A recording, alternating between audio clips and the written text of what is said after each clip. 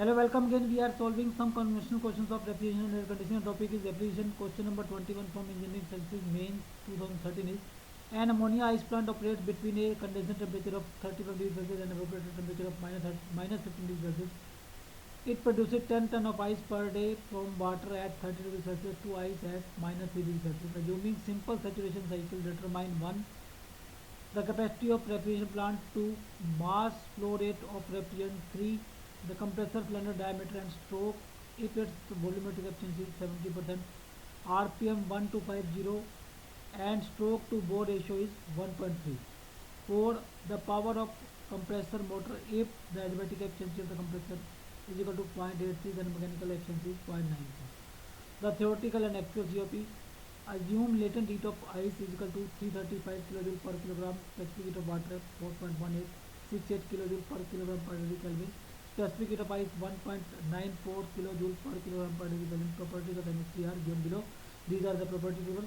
This is the property table, and average specific heat of ammonia vapor is 2.2 kJ per kilogram per degree Kelvin. So here heat, first of all we have to calculate refrigeration capacity refrigeration plant. Okay. So we'll find out the heat removed from water. So heat removed from water is available at 30 degrees Celsius. So first of all, heat is removed from water from 30 to 0 degrees Celsius, or we can say it is sensible heat removal. And then heat is removed. Later heat will be removed. Then this is your later heat removed, and then the resulting ice will be uh, will reach to a temperature of minus 3. So that is a sensible heat removal from ice. So this is sensible heat removal from water, latent heat removal. This is sensible heat removal from ice. So as mass is 10 ton or 10,000 kg, so we have taken here 10,000. This is specific heat of ice and this is specific heat of water. This is latent heat of vaporization. Sorry, it's latent heat of ice.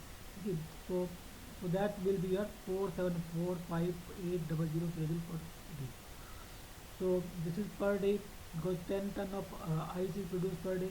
So per second it will be divided by 3624. So that would be 54.928 kilowatt.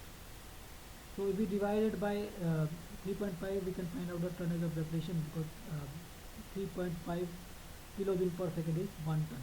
Okay, so that is tonnage of evaporation, that is 15.6937 tons of evaporation. So now it is operating on simple saturation cycle. So this is simple saturation cycle. 1 is compressor inlet, 2 is compressor exit, 2 dash is compressor exit, 3 is your condenser exit, and 4 is evaporator entry or throttling exit.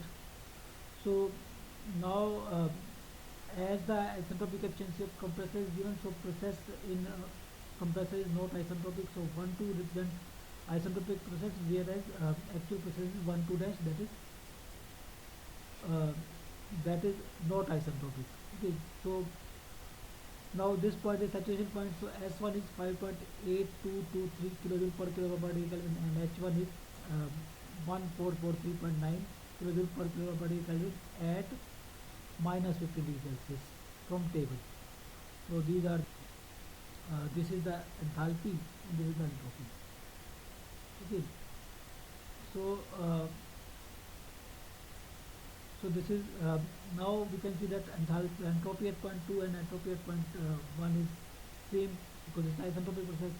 So entropy at point 2 is entropy at this point or saturation condition plus entropy of this. Entropy of this point is at 35 degrees Celsius is 5.2086.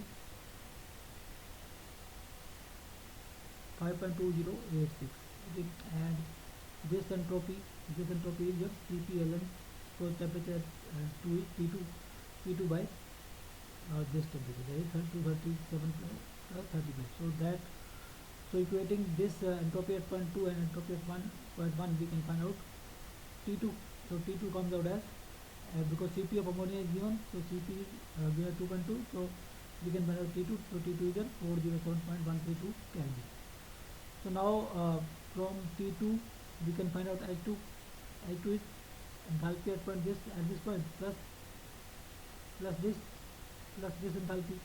Okay, so that is 1488.6 plus Cp T2 minus Ts, and Ts is 308, so it comes out as 1706.6904 kilojoules per kilogram. So now actually we need this enthalpy. We have found out this enthalpy, and this enthalpy can be found out by using isentropic efficiency compressor, because compressor require more work as compared to isentropic work. So H2 minus H1 divided by isentropic efficiency compressor should be equal to H2 dash minus H1. So from this we can find out H2 dash. So H2 dash is this 1749.46 kilojoules per unit per kilogram, and H3 and H4 are same. That is H3 saturated liquid enthalpy of at 35 degrees Celsius, because this is throttling process, so the H3 is equal to H4. Now we have to produce 54.92 kilowatt of refrigeration effect. So but H1 minus H4 is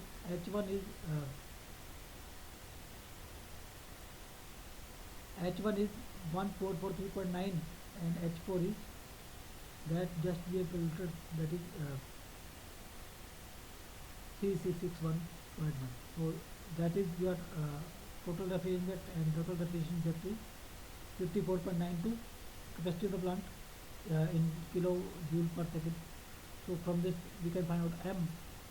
So M is 0.051 kg per second, and power of the compressor motor required here is your actual specific enthalpy difference H2 dash minus H1 multiplied by mass divided by mechanical efficiency.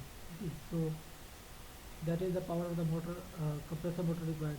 Now next thing is volume of the refrigerant sucked per second. Mass of the refrigerant is 0.051, and volume specific volume at this point, 1 point is your from the table minus 50 degrees Celsius is 0.508. Okay, so that is the volume of the refrigerant sucked per second, and volumetric efficiency is given.